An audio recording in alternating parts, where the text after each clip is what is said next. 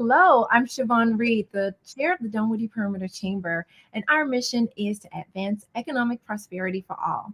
I'm here today with Mr. Tom Lambert, and we have a conversation about advocacy. So, hello, Tom. How are you today? Hey, Shavonne, I'm doing great. Thank you for the invitation. Happy to be here and have this discussion.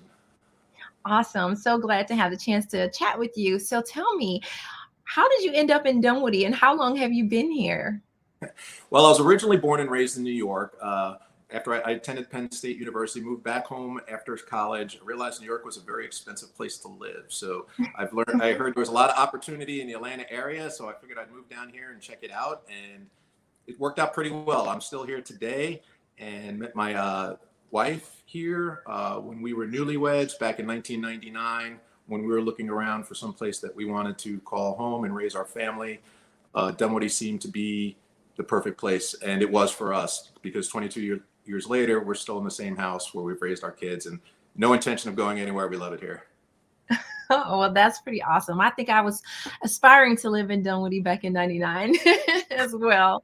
So I recently moved up here in 2016, and I really like the area. And I love to see that, it's constantly changing to try to improve. But it seems a little bit random sometimes where you'll see like trees coming down and concrete just being exploded here and there. And I understand we're trying to have this connected environment, and I could definitely appreciate that. But is there some rhyme or reason to how the planning goes with that? Yeah, there absolutely is. I think a lot of the project you're talking about right now is in the Georgetown area, where we're doing a gateway project, putting in multi-use trails, making it much more pedestrian friendly, and trying to connect to some of our other existing trail systems. And that's really been a high priority of mine. I think what we've heard from our residents is they really want to be able to be connected through trails and through sidewalks. And I'm really pushing to have a full master plan for trails for the city of Dunwoody. The Gateway project in Georgetown is just one of them. We're getting ready to break ground and start some of the utility relocation on another really important project in the Winters Chapel area that'll go from the city border with Sandy Springs and Peachtree Corners at Dunwoody Club all the way down to Peeler. We'll be beginning the first phase really within days, and that's going to be an exciting project as well. Really open up that side of the city to connect to the character area down there at Winters Chapel and Peeler, connect to those residents. And then we actually have a second part of that project that'll be connecting from Peeler and from Winters Chapel along Peeler down to Wynwood Hollow Park. And again, connecting those neighborhoods to both the park and to the business district there on that side of town. And eventually that trail will continue all the way to Brook Run, connect to our Brook Run Trail, which connects into Pernishaw, which connects into Georgetown, which you can take over the bridge into the Perimeter Center. So we'll have a trail system and network going across the entire city for connectivity for our residents, but it's also a great economic development thing as well. You look at the impact that the Beltline has had for the city of Atlanta. We're uniquely positioned here in Dunwoody to be a regional hub for all of the northern cities and all of the trails that are there. Part of the big project on 285 and 400, Sandy Springs was able to get a connection from GDOT to Path 400, which connects to the Beltline, and we are certainly looking to connect to that as well. So giving that opportunity to our residents for that recreation, for that transportation alternative, it's just really exciting. So sometimes I go in spurts. There are certain challenges that come with each project, whether it be the funding mechanism, whether it be utility or acquiring right of way, but we're working really hard to get those connections for our residents. Okay. Well, there's been a lot of talk about parks. So I know there's some interesting things going on with the Waterfront, I think it is. Can you tell us about it? Sure, absolutely. Waterfront Park is something that personally I'm very proud of, because I played a big role in getting that park for the city.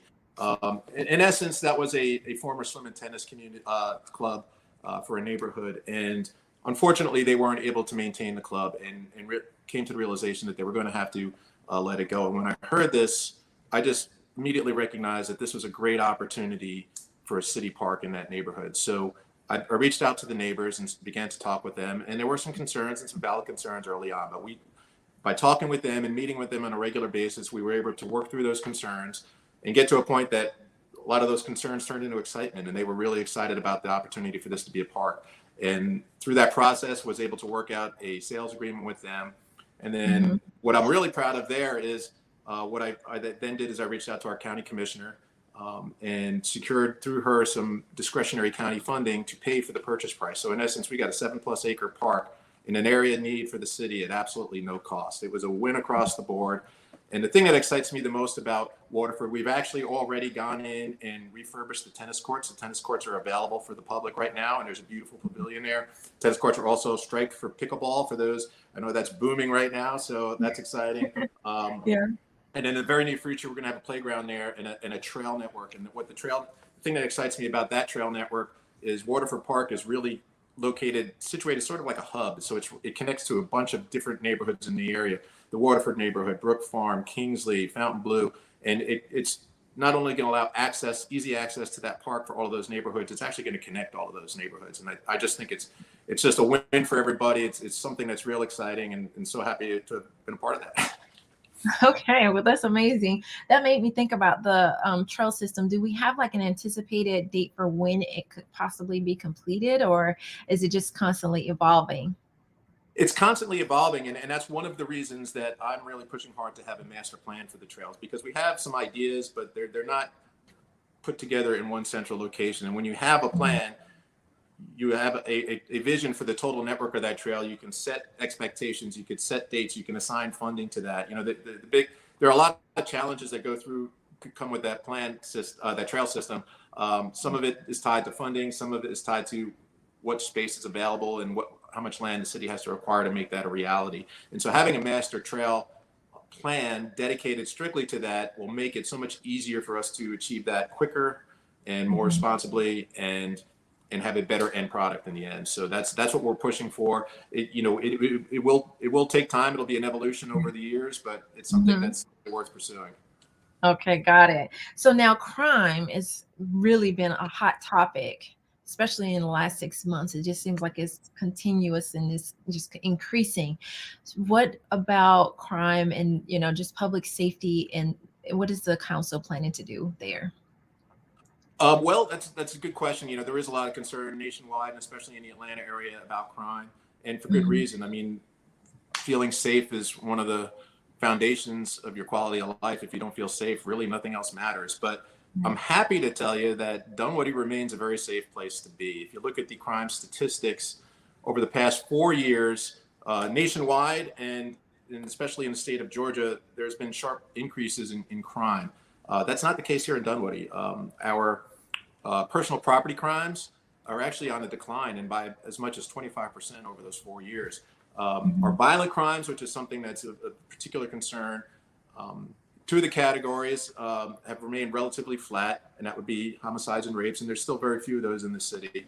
Or actually, armed robberies have actually declined in Dunwoody over that time. We do have one category that has increased, and that's aggravated assaults. And nationwide and in the state of Georgia, those crimes have spiked considerably over the past 2 years. We have gone up as well, but we're well behind the rates at the rest of the country, and especially Georgia. And one of the things, if you're going to address crime, it's good to understand the reason behind it. Well, what happened 2 years ago? Everyone got quarantined, and most of your aggravated assaults are domestic issues. So that is the reason for the spike. It's certainly not an excuse, but it's something. Understanding that it's something that we can address. But I think our police department does an outstanding job. They have tremendous support from the council. In fact, this year's budget, we have approved an additional funding for a pay increase, and that pay increase is going to reward experience and education. It's going to give a raise to all of our police officers so that we can remain competitive and consistently attract the best officers and then retain them once they're here. And I've spent a lot of time working with the police department. I participate in ride-alongs. I actually participated in our Citizens Police Academy and completed that, which gave me great insight into the police department. I'm actually the son of a police officer. My father was a policeman for the NYPD for 25 years, so certainly grew up around police officers. Have a tremendous amount of respect for the difficult work they do. We are so fortunate in Dunwoody to have a very quality department that's very community based, and I think they appreciate the fact that the community supports them as well.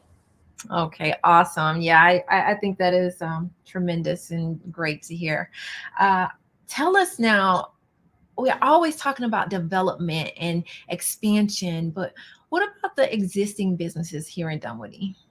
Yeah, it's real important. You know, there's a lot of focus on the future, and you have to do that. That's critical to have a vision and a plan, and to stick with that plan with future development.